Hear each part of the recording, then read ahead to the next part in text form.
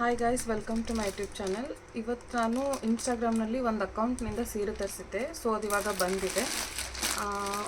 ಹೇಗಿದೆ ಅಂತ ನೋಡೋಣ ಬನ್ನಿ. ಸೊ ನಾನು ಆಲ್ರೆಡಿ ಆರ್ಡರ್ ಮಾಡಿ ಒಂದು 5-6 ಡೇಸ್ ಆಯಿತು.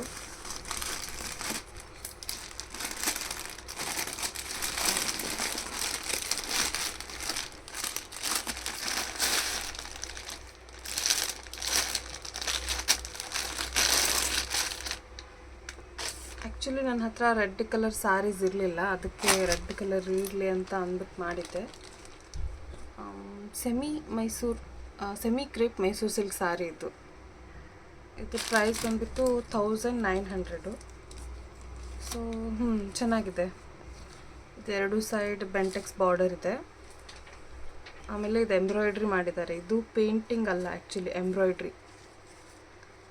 ಸೊ ಇವಾಗ ಪ್ಯಾಕಿಂಗ್ ಓಪನ್ ಮಾಡಿ ಹೇಗಿದೆ ಅಂತ ತೋರಿಸಿದ್ದೀನಿ.